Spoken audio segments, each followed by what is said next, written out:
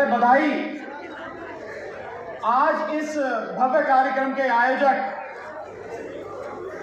भंते जी, सुमित रतन जी को, उनकी पूरी टीम को, जिन्होंने अपने अथक प्रयास के इस कार्यक्रम को आयोजित किया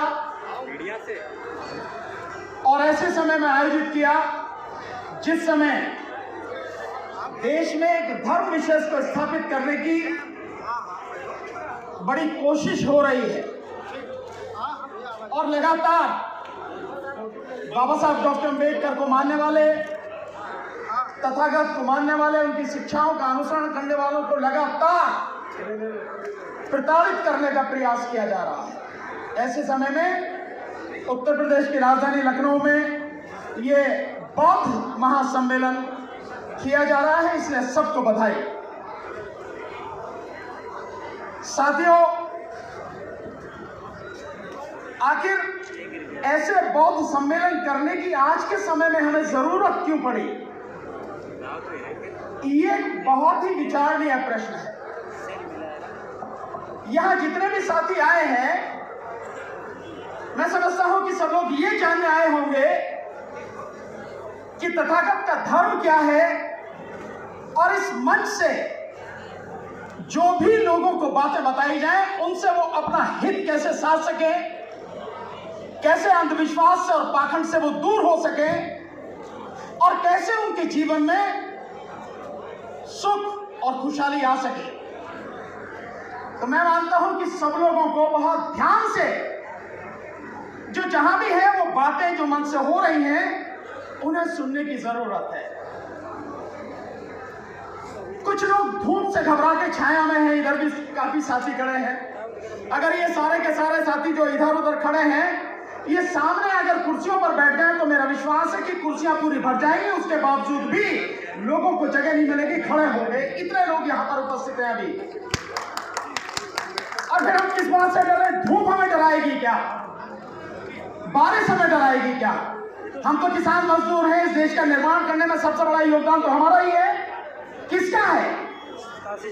इसलिए हमें इससे डरने की जरूरत नहीं, लेकिन सीखने की जरूरत है कि इस मंच से क्या सिखाया जा रहा है, क्या बताया जा रहा है और वो प्राणी मात्र के लिए, मानव जाति के लिए कितना महत्वपूर्ण है, उसे समझने की जरूरत है। तो जो मैं बात आपके सामने कह रहा था कि आखिर ऐसे भव्य आयोजन की, ऐसे बड़े प्रोग्राम की जरूरत क्या पड़ी है बाबा साहब के दीक्षा लेने के 66 साल बाद भी? ये एक गंभीर विषय है सोचने का। और इसे जब हम देखते हैं तो कहीं ना कहीं हमें अपने अंदर झांकने की जरूरत पड़ती है कि हमारे मुक्तिदाता ने जो रास्ता हमें दिखाया, जिस रास्ते पर वो चाहते थे कि हम चलें, जिस धर्म का हम अनुसरण करें, जिसका अनुसरण करते हुए हम अपने जीवन के दुखों को दूर कर लें, हमने ईमानदारी से उस पर चलना सीखा नहीं, हम चले नहीं। अगर हम चलते तो 14 अक्टूबर विजयदशमी के दिन 1956 को, जब 5 लाख से ज्यादा लोगों के बीच, लोगों के साथ बाबा साहब डॉक्टर अम्बेडकर ने बौद्ध धर्म की दीक्षा ली, अगर उसी स्पीड से काम होता तो मैं समझता हूं आधे से ज्यादा भारत बौद्ध बन गया होता। लेकिन जब हम 2011 का सेंसस जनगणना देखते हैं तो बौद्धों की उसमें जो संख्या है वो मात्र 84 लाख आती है।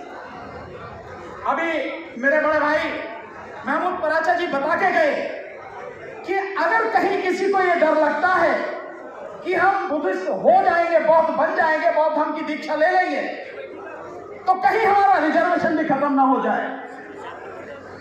तो उन्होंने बताया कि ऐसा नहीं होगा, रिजर्वेशन बुद्धिस्टों को भी मिलेगा। लेकिन अगर आप वाकई में इस सारे सच को जानना चाहते हैं तो बाबा साहब डॉक्टर अम्बेडकर द्वारा एक जो किताब लिखी गई है छोटी सी, उससे पढ़िए, धर्मांतर क्यों। उन्होंने हर उस सवाल का जवाब दिया है जो धर्म, बौद्ध धर्म की दीक्षा लेने के लिए अगर लोगों के मन में आता है, उस सवाल का उत्तर सबसे बढ़िया, सबसे सटीक अगर कहीं मिलेगा तो वो मिलेगा धर्मांतर क्यों, उसी में मिलेगा। पढ़िए आप उस किताब को। अफसोस ये कि हम बाबा साहब को पढ़ते नहीं हैं। हम केवल बाबा साहब की मूर्तियां लगाते हैं, बाबा साहब के नाम के नारे लगाते हैं, लेकिन उनके बताए हुए रास्ते पर चलते नहीं हैं। पूज्य बंते जी अभी यहाँ से जो बता कर गए, उन्होंने पंचशील के विषय में बताया, आपको हर चीज उन्होंने क्लियर करके बताई। और ये जो आप झंडा देख रहे हैं, ये भी पंचशील का ही झंडा है। ये जो बौद्ध धर्म का झंडा है, ये पंचशील का ही झंडा है। चारों तरफ आप देख रहे हैं। ये क्या है? शील क्या है? शील वो आधारशिला है जिस पर बुद्धिज्म टिका है। तथागत की शिक्षाएं हमें जिस रास्ते पर ले जाना चाहती हैं, वो ये धम्म उसी शील पर टिका है, त्रिशरण और पंचशील पर। ये आप इमारत देखते हैं जिसके नीचे पंडाल लगा है, हम लोग बैठे हुए हैं। आप सोचते होंगे बहुत मजबूत इमारत है, बड़ी अच्छी इमारत है, लेकिन ये इतनी मजबूत क्यों है? क्योंकि इसकी नींव मजबूत है, तभी ये मजबूत है। और ये जो शील है जिसमें कहा गया है कि मैं किसी भी तरह की हिंसा नहीं करूंगा, मैं चोरी नहीं करूंगा, मैं व्यभिचार से दूर रहूंगा, मैं झूठ नहीं बोलूंगा और मैं नशीले पदार्थों का सेवन नहीं करूंगा, ये बुद्धिज्म की आधारशिला है। अगर हम इन्हें अमल में नहीं लाते, मैं मानने की बात नहीं कर रहा हूं, मैं कह रहा हूं कि अगर हम इन्हें अमल में नहीं लाते तो निश्चित रूप से हम उस रास्ते पर एक इंच भी नहीं बढ़ पाएंगे जो तथागत का रास्ता है। उस रास्ते पर बढ़ने के लिए हमें इन शीलों का अनुसरण करना होगा, इनको अपने जीवन में उतारना होगा। और इसके साथ साथ जो त्रिशरण है, बुद्धम शरणम गच्छामि यानी ज्ञान की शरण में जाता हूँ, धम्मम शरणम गच्छामि यानी धम्म की शरण में जाता हूँ, और संगम शरणम गच्छामि यानी संग, जो कुशल, जो अच्छे लोग हैं, जो अरहम लोग हैं, उनकी शरण में, या ज्ञान का जो पुंज है, ऐसा संग उनकी शरण में जाता हूँ। जब तक ये नहीं होगा तब तक हम उस रास्ते पर चलेंगे नहीं साथियों, चल नहीं पाएंगे। इसीलिए इस तरह के आयोजन करने की जरूरत है साथियों। आप लोग कितनी दूर से आए हैं, देश के भिन्न भिन्न कोनों से आए हैं। कोई महाराष्ट्र से है, कोई मध्य प्रदेश से है, कोई छत्तीसगढ़ से है, नीचे दक्षिण भारत से भी लोग आए हैं, उत्तर प्रदेश से भी लोग हैं, बिहार से भी लोग हैं, देश के बाहर विदेश से भी यहाँ साथी आए हैं, बोलकर गए हैं। क्यों आए हैं? क्योंकि उनके मन में एक ललक है, आपके मन में भी एक ललक है कि जो बाबा साहब डॉक्टर अम्बेडकर ने हमें रास्ता बताया, हम उस रास्ते पर चलें। और आज की तारीख में इसी रास्ते को मिटाने का प्रयास किया जा रहा है। आखिर बुद्ध की शिक्षाओं से दिक्कत क्यों है? तथागत के रास्ते से दिक्कत क्यों है? क्यों? क्योंकि अंधविश्वास को अगर कोई एक धम्म या कोई विचारधारा खत्म करती है, नष्ट करती है पूरी तरह, तो वो है बुद्ध की विचारधारा, बुद्ध की शिक्षा। और इंसान का अगर पतन होता है तो वो अंधविश्वास से ही होता है और पाखंड से ही होता है। और पाखंड को जड़ से उखाड़ने की अगर कोई एक तरीका है, कोई एक दवा है या कोई एक कारण है, तो वो केवल बुद्ध का शिक्षा है, बुद्ध की रास्ता है, और कुछ नहीं। तो जो पाखंड है, जो लोग इससे घबराते हैं, वो पाखंड ही फैला रहे हैं। जो कहते हैं कि आपको सोचने की जरूरत नहीं है, आपको तर्क करने की जरूरत नहीं है, आपको जानने की जरूरत नहीं है, हम जो कह रहे हैं केवल उसको मानने की जरूरत है, और आंख मीच कर आप उस पर चलते चले जाइए और अपने आप को, अपने समाज को तबाह कर लीजिए। और हम बाबा साहब के मानने वाले हैं। हम तर्क पर आधारित, न्याय पर आधारित, स्वतंत्रता पर आधारित, भाईचारे पर आधारित जो रास्ता है, जो सबके हित का रास्ता है, समानता का रास्ता है, हम उस रास्ते पर चलने के लिए कटिबद्ध हैं, प्रतिबद्ध हैं। हम उस रास्ते पर चल रहे हैं साथियों। इसलिए साथियों, हमें बुद्ध के रास्ते पर चलना होगा, अन्यथा हमारा भला होने वाला नहीं है। और मैं आपको, क्योंकि पीछे से थोड़ा आवाज आ रही है तो मुझे अपनी बात तो जल्दी ही खत्म करना पड़ेगा, पर मैं आपके सामने दो बातें जरूर रखना चाहता हूं। आप सारे के सारे लोग आए हैं। आज की तारीख में ये सबसे बड़ा जो खतरा है, मैं उस खतरे की तरफ आपको आगाह करना चाहता हूं। सर, एक बार अपने अंतर्मन में झांक कर देखिए कि क्या हम ईमानदार हैं या हम बेईमान हैं। क्या हमने बाबा साहब को सच में माना या हमने उनके साथ में बेईमानी की, या उनके नाम को, उनके मिशन को राजनीति और अपने स्वार्थ के लिए ही इस्तेमाल किया है?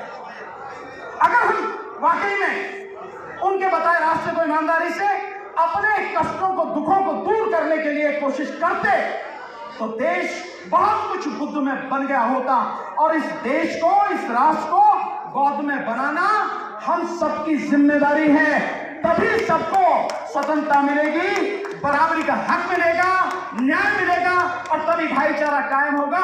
अन्यथा जो ताकतें हैं और जो ताकतें आज सत्ता में बैठी हैं, वो ताकतें इस देश को पूरी तरह खत्म करके इस पूरे बहुजन समाज को, इस पूरे शुद्ध समाज को, जिसमें SC, ST, OBC, माइनॉरिटी ये सारा आता है, इसको पूरी तरह से गुलाम बनाने के लिए लगातार प्रयास कर रहे हैं।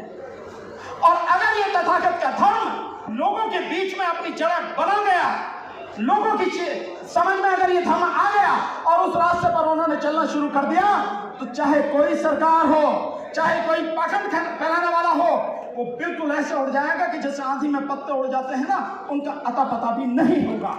इसलिए साथियों, उनको घबराहट है इससे, और ऐसी सरकार, इस सरकार को उखाड़ कर फेंकना जरूरी है, और उसके लिए EVM को उखाड़ कर फेंकना जरूरी है। आप जानते हैं, हम लगातार EVM का आंदोलन लगातार कर रहे हैं। ये मंच हालांकि इस बात को कहने कर रही है, लेकिन ये जुड़ा हुआ है उसी से। अगर देश का संविधान बचेगा तो ही और कुछ बचेगा। बाबा साहब का बताया हुआ देश बचेगा, उनकी शिक्षाएं बचेंगी, बुद्धिज्म बचेगा। अगर संविधान ही खत्म हो गया तो कुछ नहीं बचेगा। तो संविधान को बचाने के लिए ऐसी आतताई सरकार को जड़ से उखाड़ के फेंकना जरूरी है 2024 में, और उसके लिए EVM को उखाड़ के फेंकना जरूरी है, अन्यथा इन्हें उखाड़ा नहीं जा सकेगा। आप जाने से पहले हम लोग एक हस्ताक्षर अभियान EVM के विषय में चला रहे हैं, ताकि ये मानते हैं, 1 मिनट में बताना चाहूंगा, इस देश में 90 करोड़ मतदाता है, 65% पोलिंग होता है। मान लीजिए कि 60% पोलिंग हो रहा है, 7 करोड़ लोग वोट दे रहे हैं। 7 करोड़ लोगों में से अगर 30 करोड़ लोग इस हस्ताक्षर अभियान में हमारा साथ दे दें, हस्ताक्षर करके हमें दे दें केवल, और उसके बाद में बाकी हमारे वकीलों की जिम्मेदारी, जो हमारे भाई, बड़े भाई महमूद पराचा बता के गए। मैं कल सुबह इसीलिए जल्दी आया कि यहाँ लखनऊ हाईकोर्ट के जो एडवोकेट हैं, उनके साथ में हमारी मीटिंग हुई है, और बहुत जल्दी 2024 के शुरू होने से पहले राष्ट्रीय स्तर पर वकीलों की ऊपर से लेकर, केंद्र से लेकर तहसील तक एक जबरदस्त संगठन खड़ा किया जाएगा, जो हर जगह आपको तैयार मिलेगा साथियों। सो हम सब जो काम कर रहे हैं, उसके लिए मैं आपसे चाहूंगा कि क्योंकि 30 करोड़ लोग अगर हमारा साथ दे देंगे, तो हमारे जो सारे वकील हैं, सुप्रीम कोर्ट आज EVM पर सुनने को तैयार नहीं है। जितनी पिटीशन है सब डिसमिस की गई है। यहाँ पर हमारे साथी राजकुमार जी एडवोकेट जी बैठे हैं, उन्होंने भी डाली, वो भी खत्म की गई। तो अब तरीका क्या है? एक वही है, या तो सुप्रीम कोर्ट खत्म करेगी या पार्लियामेंट में बीजेपी का कब्जा है, वहां से होगा नहीं। तो हमारा प्लान ये है कि ये 30 करोड़ लोग अगर सिग्नेचर करके EVM फॉर्म पे हमें दें, तो हम सारे के सारे बहुजन समाज के वकील सुप्रीम कोर्ट का घेराव करके और इस EVM को हटा के इस देश के संविधान और लोकतंत्र को बचाएं। बस इसी के साथ जो भी साथी हैं वो फॉर्म लेके जाएं, मैं निकाल के अभी सबको दूंगा, बिना उसके कोई जाएगा नहीं। ये आपकी जिम्मेदारी है मेरे साथ साथ। बहुत बहुत धन्यवाद भंते जी का, जिन्होंने मुझे बुलाया, और आप सब साथियों का जिन्होंने ध्यान से सुना, और यहाँ पर उपस्थित सभी साथियों का बहुत बहुत शुक्रिया। नमो बुद्धाय, जय भीम, जय मूल्यवासी, जय भारत।